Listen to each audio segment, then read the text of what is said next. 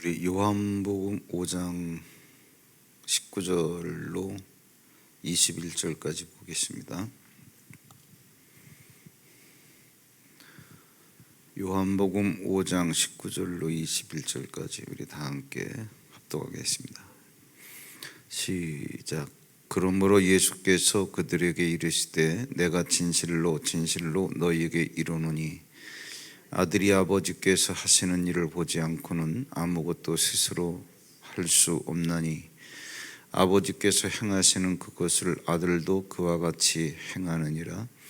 아버지께서 아들을 사랑하사 자기가 행하시는 것을 다 아들에게 보이시고 또 그보다 더 큰 일을 보이사 너희로 놀랍게 여기게 하시리라. 아버지께서 죽은 자들을 일으켜 살리신 같이 아들도 자기가 원하는 자들을 살리느니라. 아멘.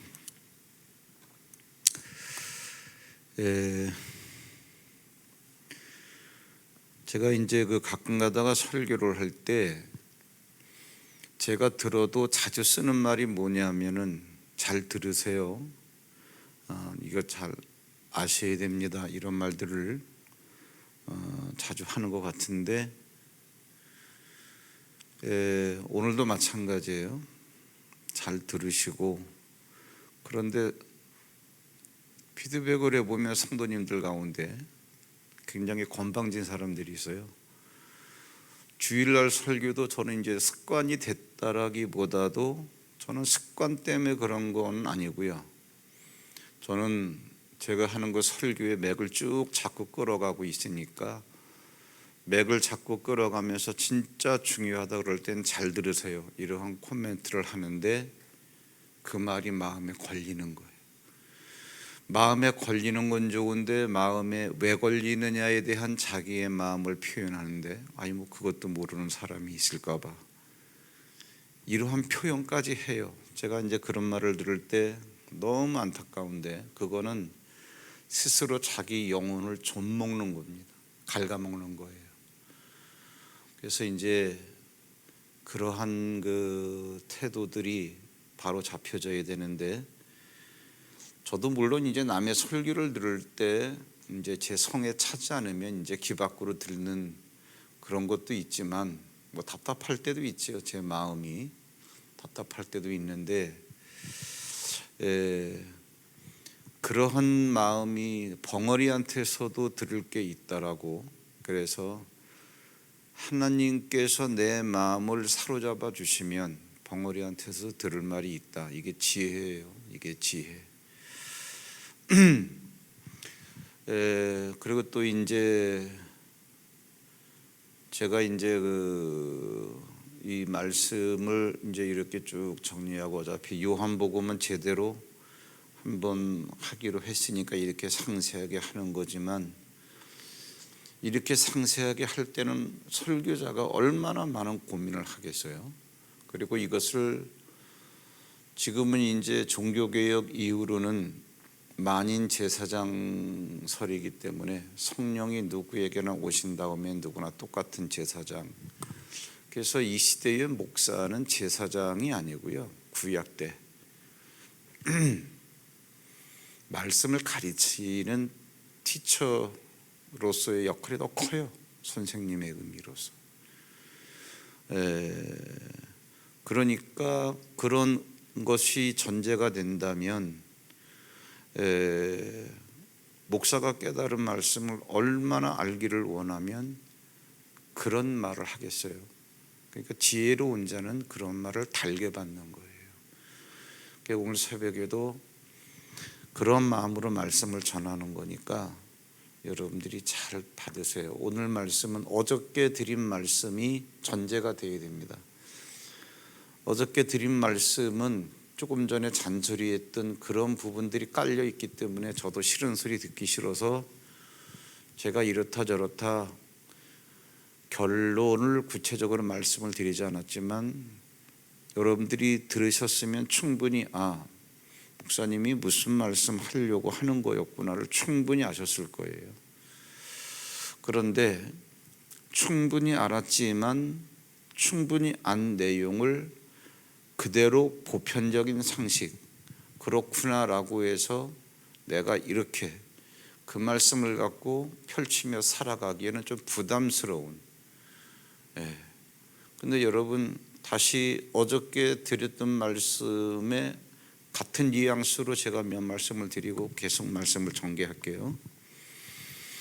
어저께 예수님께서 하신 말씀은 뭐냐 하면은 유대인들이 들어보니까 예수님께서 말씀을 전하시는데 하나님이 자기 친아버지라는 거예요. 그러면 이것 때문에 예수님을 십자가에 결국은 죽이는 거거든요. 왜 그러냐면 네가 어떻게 건방지게 하나님을 왜 내 아버지다, 친아버지다 이렇게 얘기하는 거는 우리의 생리법을 봐도 그렇잖아요. 아버지에게 있는 생명이 그대로 자식에게 연결되고 그대로 아버지의 생명을 자식에게 담아준 거 아니에요. 내 자식, 내가 박씨면 내 아들도 박씨고, 생명으로 보면은 끊을래야 끊을 수 없는 하나란 말이에요.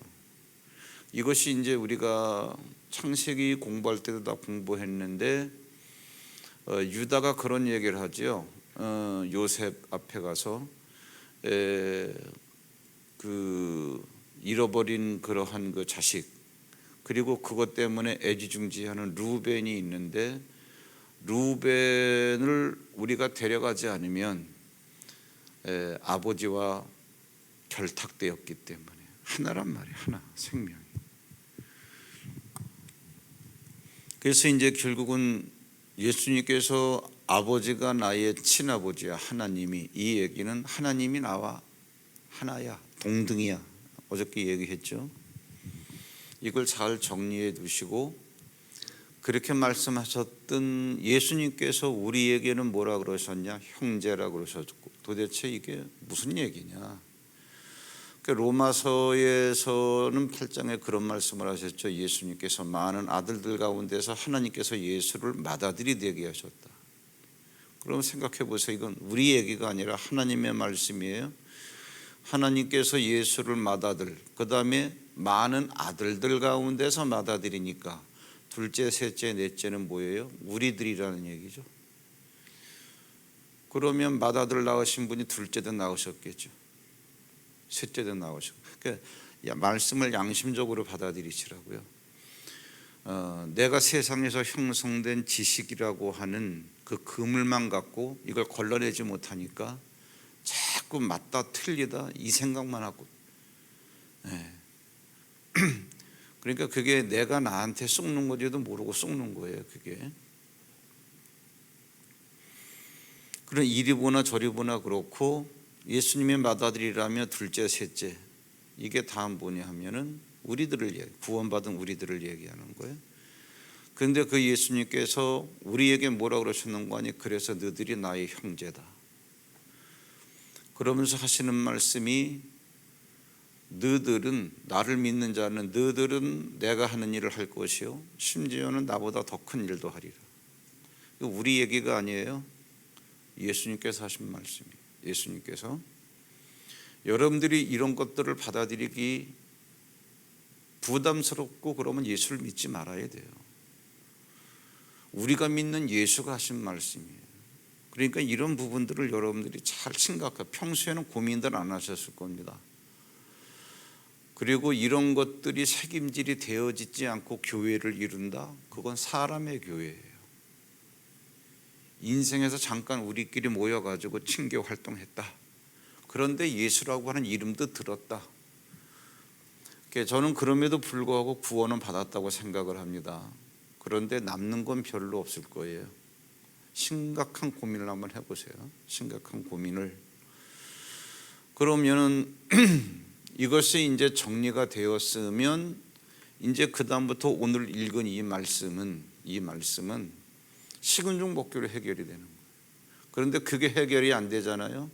이거는 아무리 설명해도 못 알아듣는 얘기예요.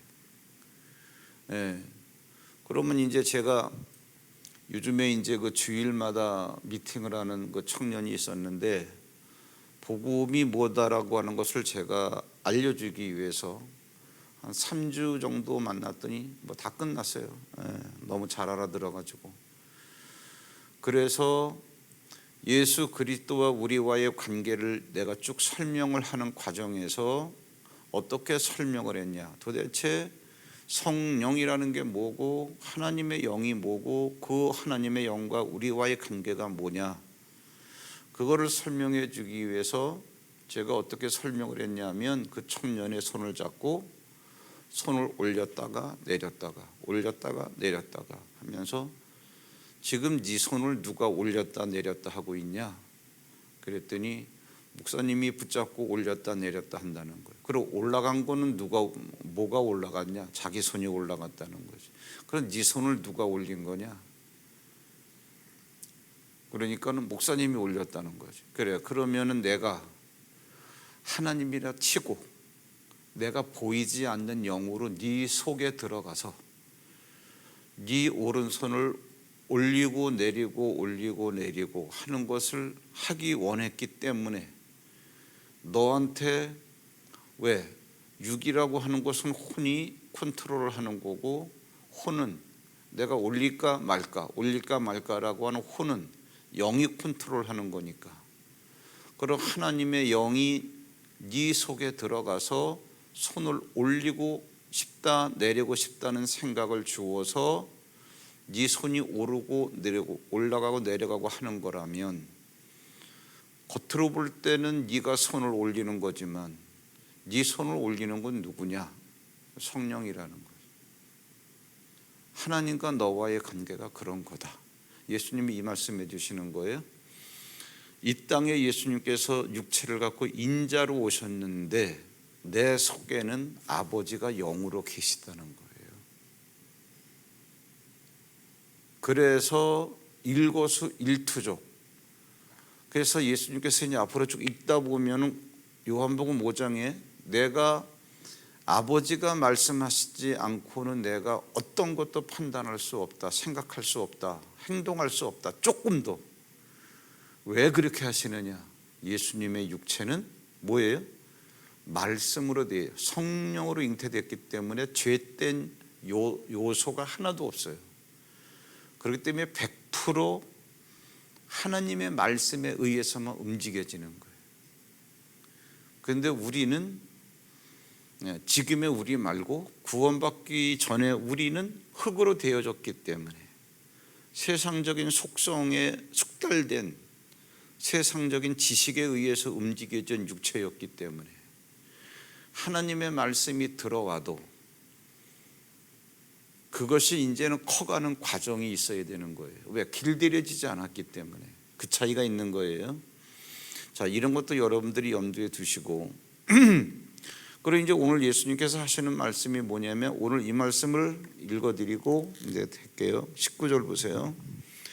그러므로 예수께서 그들에게 이르시되 내가 진실로 진실로 너에게 이르노니 아들이 아버지께서 하시는 일을 보지 않고는 아무것도 스스로 할 수 없나니 아버지께서 행하시는 그것을 아들도 그와 같이 행하느니라. 식은죽 먹기죠.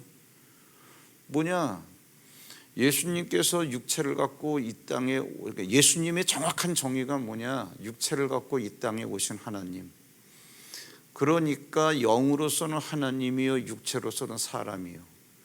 그러면은 사람의 형체이기 때문에 인자. 또 인자라고 안 그러고 인자 같은 이 그랬잖아요. 인자는 여자가 낳은 아들이에요. 그런데 여자가 낳은 아들과 똑같은 육체를 갖고 있기 때문에 인자 같은 이 이렇게 얘기하는 거예요. 그러면 예수님께서 이제 인자로 세상에 오셔서 행하는 모든 일거수일투족은 자기 안에 계신 아버지의 영이 그렇게 움직이라고 의도를 갖고 원하시기 때문에 이렇게 움직인다는 거 아니에요? 그러면 내가 이렇게 움직이는 거는 내 안에서 이렇게 움직이기 원하시는, 행하시는, 일하시는 아버지를 봤기 때문에 이렇게 하는 거다라는 게 예수님 입장에서의 표현이에요. 그리고 아버지가 이렇게 하시기 때문에 나도 그렇게 한다, 이러한 얘기예요. 식은죽 먹기죠. 이건 뭐 다른 이제 이거 못 알아듣는 사람한테 하려고 그러면 몇 시간씩 걸리는데, 어저께 그러한 것을 우리가 이미 작업을 해놨기 때문에 이건 그냥 읽으면 그냥 바로 되는 거예요. 이거는.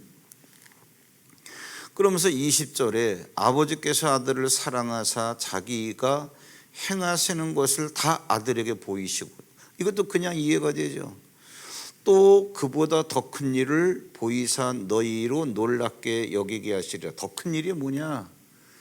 그거는 그 다음 절을 읽어봐야 뚜렷해져요. 그 다음 절이 뭐냐 하면은 아버지께서 죽은 자들을 일으켜 살리신 같이 아들도 자기가 원하는 자들을 살리느니라. 그러면 아버지께서 죽은 자들을 일으켜 살리신다 그랬으니까는 많은 죽은 자들을 일으켜 살리시는 거예요.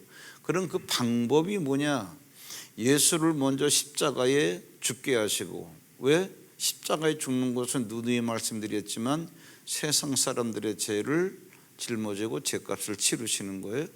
그래서 세상 사람들의 죄가 해결됐기 때문에 이러한 예수 그리스도의 십자가를 믿는 자들은 다 살아난다. 그런 이걸 누가 하셨냐? 하나님이. 그러니까 하나님께서 이렇게 많은 자들을 예수를 통해서 살리신 같이 나도 내가 원하는 자들 살린다, 이 얘기예요.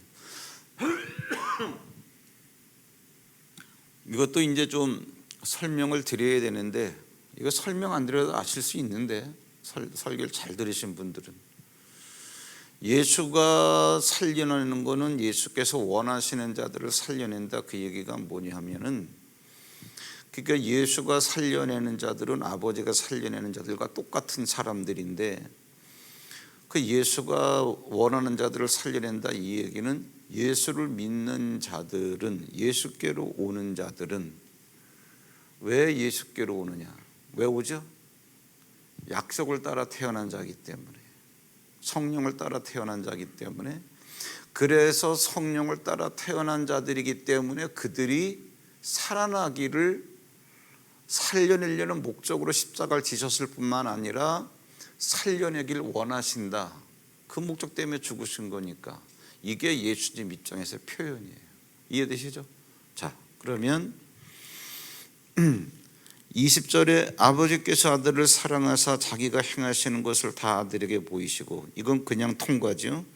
또 그보다 더 큰 일을 보이사 너희로 놀랍게 여기게 하시리라. 이게 뭐죠? 십자가 지시는 사건이죠. 십자가 지시는 사건, 그러면서 너희로 놀랍게 여기게 하시리라.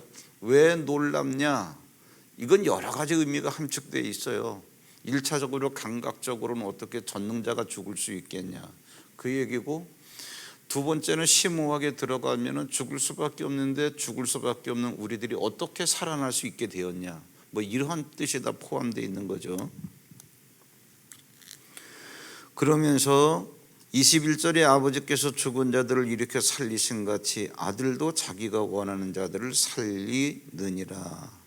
뭐 이제 그러니까 이제 20절과 연결돼서 이제 이렇게 되는 거죠. 그래 이제 오늘 우리가 해결해야 될 게 뭐냐 하면은 이겁니다. 예수님이 뭐라고 말씀하셨냐 하면은 아버지가 행하는 것을 보지 않고는 아들이 하지 않는다. 아버지가 행하신 것을 따라서 나도 다 한다. 뭐 이런 얘기. 이게 그냥 설교를 이렇게만 하고 끝내면 말씀은 깨닫고 이해가 됐고 맞는다고 인정을 하겠는데, 현실을 살아가는 우리들에게 좀 부담으로 오죠. 네. 디모데전서 8장을 보겠습니다.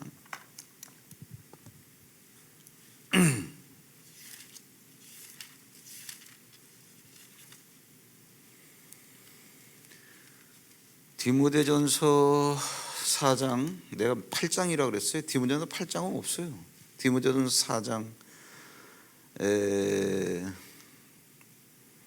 6절부터 8절까지 보겠습니다. 9절까지 보겠습니다. 시작. 내가 이것으로 형제를 깨우치며 그리스도 예수의 좋은 일꾼이 되어 믿음의 말씀과 내가 따르는 좋은 교훈으로 양육을 받으리라. 망령되고 허탄한 신화를 버리고 경건에 이르도록 내 자신을 연단하라. 육체의 연단은 약간의 유익이 있으나 경건은 범사에 유익하니 금생과 내생에 약속이 있느니라.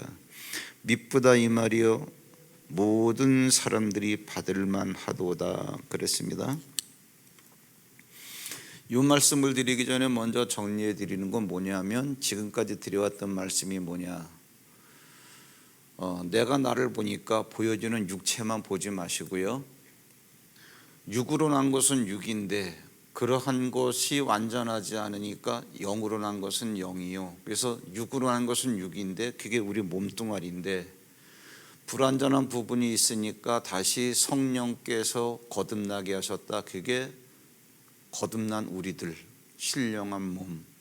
그래서 육으로 난 것은 625에서 요 육은 네 부모님의 육체, 그걸 통해서 지금 너의 그러한 육체를 태어나게 했다. 육으로 난 것은 6이요.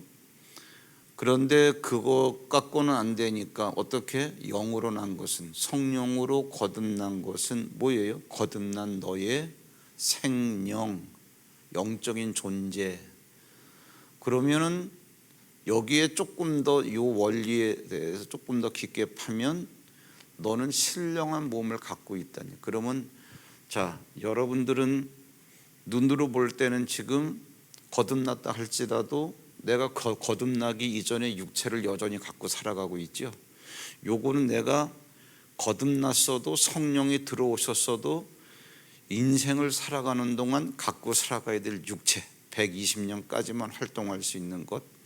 그런데 그 기간에 성령이 들어오셨기 때문에 성령에 의해서 형성되어진 신령한 몸이 있어요.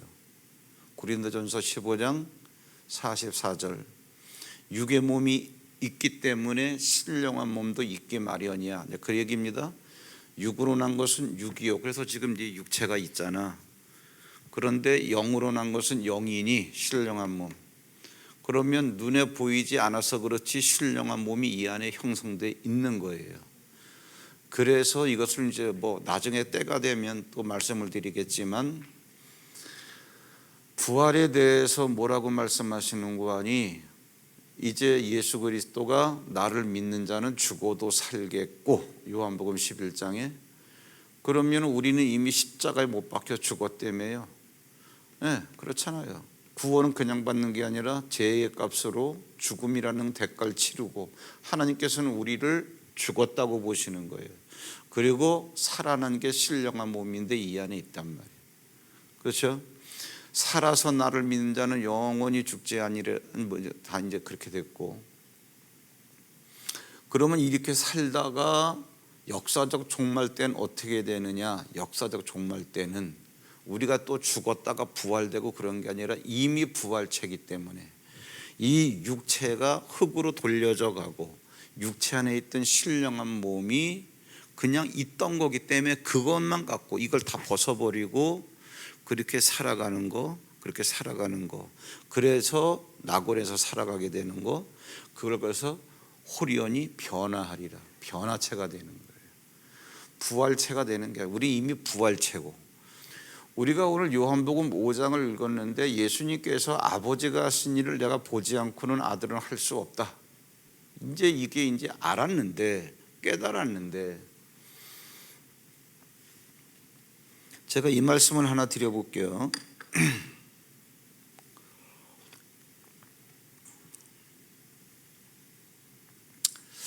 저희가 이제 그 태권도를 이제 했는데, 태권도를 하는데 이제 뭐 그냥 일반 그 이제 할 때는 그냥 뭐 그냥 막 발차기 주먹차기 막 하고 그랬는데, 시간이 남으면 이제 그 고수들끼리는 모여가지고 뭐를 하느냐면 소주병을 이렇게 세워놓고 이걸로다가 이렇게 쭉 치면은 소주병이 넘어지지 않고 위에 그 모가지만 딱 떨어져요.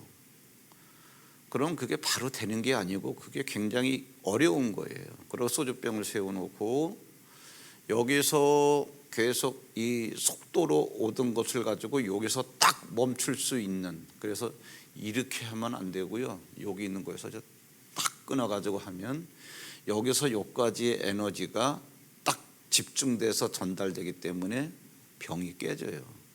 소주병이 이렇게 밑에는 남아 서 있고. 그러면 그걸 하기 위해서 얼마의 연습을 해야 되느냐? 수천 번, 수만 번을 하는 거죠. 그건 뭐 제 얘기고 더 재밌는 얘기를 해드릴게요. 여기에 풍선이 있어요. 이거는 뭐 여러분들이 마술이라 그러면 마술이 아니에요. 지오그래픽 TV에서 이제 과학 이런 걸 하는 거예요. 여기 풍선이 있어요. 풍선과 나 사이를 갖다가 두꺼운 유리로 가로막고 있습니다. 그러면 바늘을 던져가지고 바늘이 유리창을 관통해서 이 풍선을 터뜨려요. 아마 이런 거를 여러분들이 그 소림사 그 중들이 훈련하는 것, 근데 일반인들도 다 해요.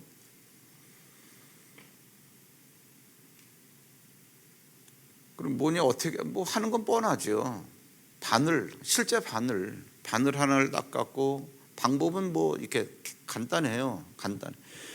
손가락을 딱 펴고 바늘이 날아가는 방향과 똑같이 여기다 딱 가지고 이걸 쭉 던지면 이것이 이제 90도로 이렇게 하면 이게 관통이 돼요. 유리가 관통된다는 거를 시각적으로 보여주려고 풍선이 터지게 해놓은 거예요. 그거를 하기 위해서 손가락에 힘을 키우고 팔굽혀 펴기를 하고 이렇게도 하고 이렇게 꺾기도 하고, 왜? 유연성 때문에 해가지고 툭 던지는 거니까요. 시속 145km로 날아, 그 이상 속도를 낼 수 있어야 돼요.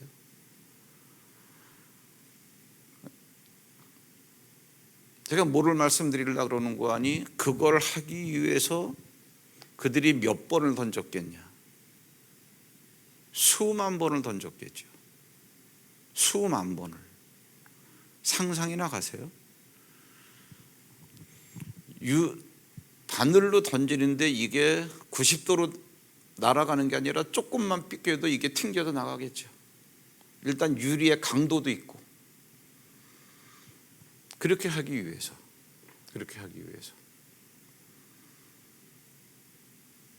그걸 이제 오늘 바울이 디모데전서 4장 8절에서 얘기해놨어요. 여러분, 자, 이제 제가 최근엔 좀 이렇게 메시지가 헤비하죠. 너무. 근데 이런 것들은 여러분에게 있어서 정말 이런 걸 다루지 않으면 사람의 교회를 세우다가 충성이 뭔지도 모르고 충성한답시고. 그래서 바울이 얘기한 거예요. 예수 그리스도를 믿는 건 다 똑같이 믿었는데 그 터가 되시는 예수 그리스도 이외에 금으로 은으로 보석으로 나무나 풀이나 짚으로 공력을 쌓는데 마지막에 불을 통과하게 되는데 금이나 은이나 보석은 남지만 나무나 풀이나 짚으라긴 다 타고 없다.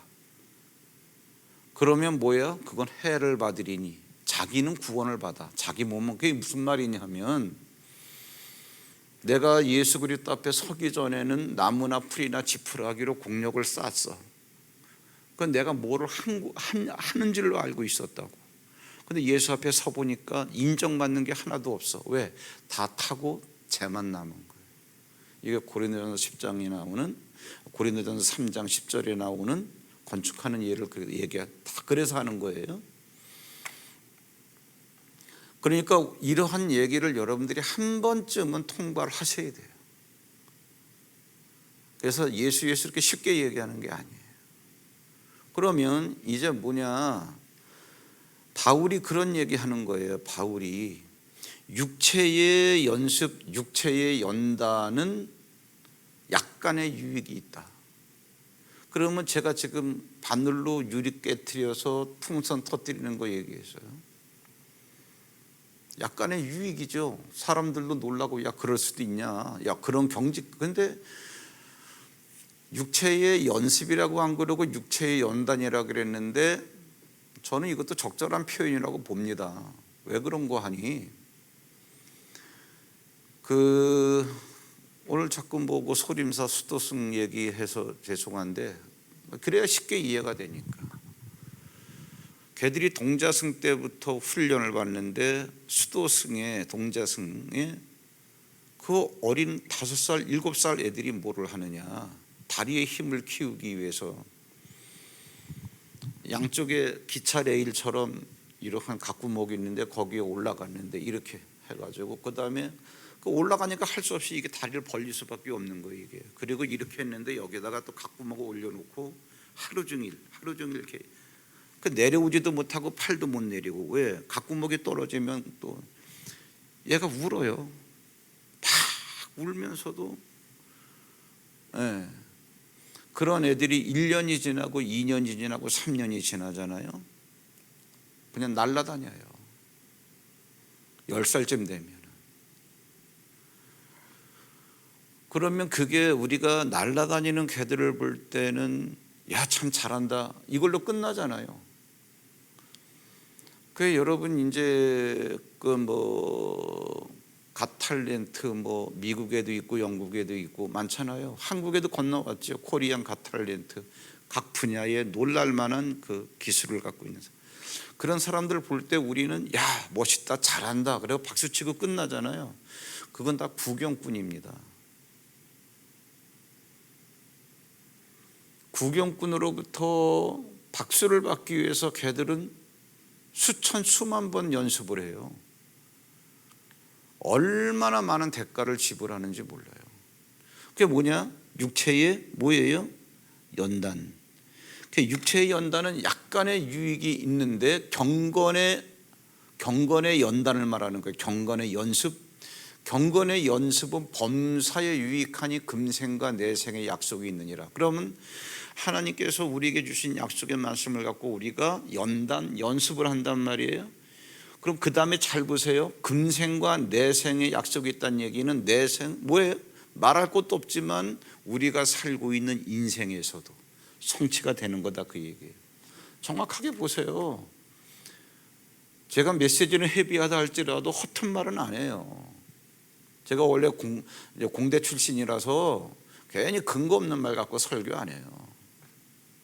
우리가 휘딱휘딱 보니까 이런 말씀이 이 말씀인가 몰라서 그렇지. 그럼 우리가 지금 제가 몇 번 강조를 했는데 우리는 인생을 살고 있지만 그리스도인은 영생을 받은 자이기 때문에 인생과 영생의 중첩지대에 놓여 있다는 얘기 아니에요. 근데 문제는 뭐냐?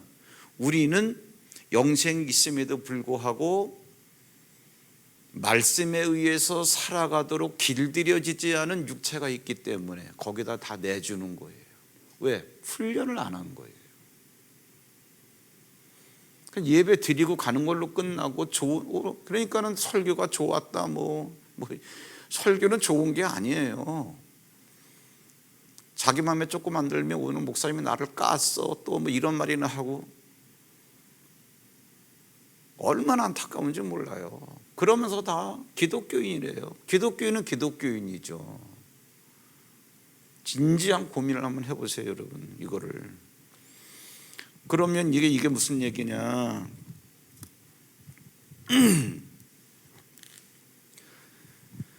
7절에 보시면 망령되고 허탄한 신화를 버려라 디모데야 경건에 이르도록 내 자신을 연단해라. 그럼 뭐예요? 육체의 연단도 이렇고 경건의 연단도 이런데 무슨 얘기냐? 그럼 여러분 보세요.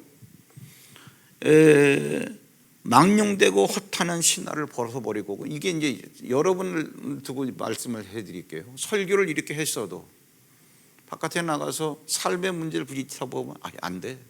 안 되는 거야. 나는 죄를 지어가지고 벌 받는 거야. 이러한 생각들을 하고 살아가시면 망령되고 허탄한 거에 의해서 여러분들이 훈련이 되어지는 거예요. 안 되는 거야. 죄에 대한 벌을 받는 거야. 이런 훈련을 하고 있는 거예요, 여러분들이. 그런 훈련을 실컷 하다가 교회 와서 기도하라 그러니 기도도 다 인본적인 기도만 하죠. 몇 마디 쭉 하다 끝내고. 내가 우리 박민준 선생님한테 그랬어요. 너 앞에 나와서 부르짖어 기도를 하는데 그냥 또 부르짖질 못하더라고. 그래서 내가 또 다음 주에 그래. 너 인마 왜 이렇게 벙어리 기도하냐? 박준 선생님 창피할 거 하나도 없어. 다 똑같아. 오늘 이게 괜히 야단치는 것 같네. 그런데 여러분 이런 거 걸러내지 않으면 안 돼요. 고민하세요. 그리고 새로운 출발하세요. 예수님께서 귀신을 쫓았습니다.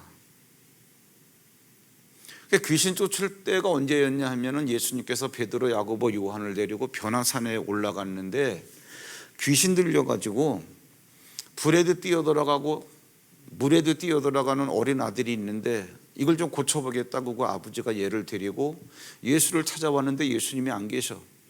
여기에 9명밖에 없는 거예요. 어디 가셨니? 그랬더니 변화산에 가셨다는 거예요. 변화산에서 내려와 보니까 그 아버지가 아들을 데리고 9명하고 토론을 하는 거예요. 너희들 뭐하니? 그랬더니 그 아버지가 얘기하는 거예요. 내가 여차저차 해가지고 데리고 왔는데 당신 제자들이 못하더이다. 예수님이 화를 한번 내시고 데리고 와라. 귀신을 쫓았어요. 뻘쭘했겠지요, 제자들이. 그리고 하루 일과를 마치고 집에 가셨어요.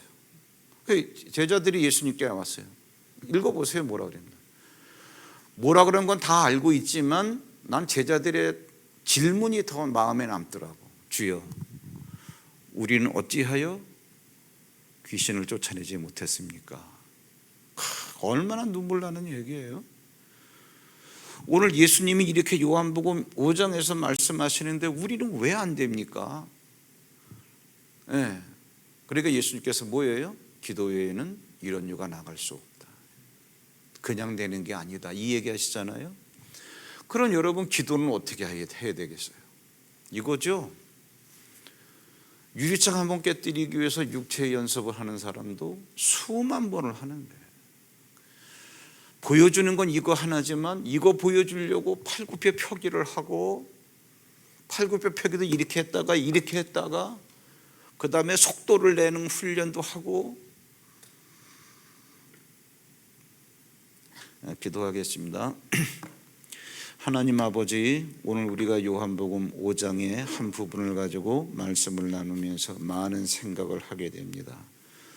우리가 성경 말씀이 진리라고 하는데 진리에서 우리에게 가르쳐주고 있는 말씀은 분명한데 하나님, 우리가 이것은 틀렸다고도 얘기 안 하고 맞다고도 하면서 맞다라고 하는 얘기를 우리 삶 속에서 그 말씀을 갖고 살아가려고 할 때는 이런저런 망설임이나 주저함이나 또는 의심, 이러한 또 어떠한 현실에 대한 합리화, 우리가 이러한 노름에 빠져 있는 건 아닌지 우리 자신을 돌아보게 하옵소서. 육체의 연단 약간의 유익이 있는데 경건의 연습은 범사에 유익한데 금생뿐만 아니라 내세에도 약속이 있는 것이라고 했습니다. 나타날 수밖에 없는 것이니 연습을 하라 그랬사오니 이제 우리가 신앙생활 하는 데 있어서 경건의 연습에 대해서 새로운 입장을 정리하게 하시고 예수를 믿는 예수 그리스도를 믿는 그리스도인에 대해서 다시 한번 정체성을 정리하게 하사 인생 이 땅에서 살아도 120년인데 주 앞에 섰을 때 우리에게 아쉬움이 없도록 지금부터라도 최선을 다하게 하옵소서. 오늘도 주 앞에 1000번제를 준비해 싸우니 주께서 받으시고 귀한 제목에 응답하사 일하시는 하나님을 경험하게 하옵소서. 예수님의 이름으로 감사하고 축복 기도하옵나이다. 아멘. 자유롭게 기도하시고 돌아가시기 바랍니다.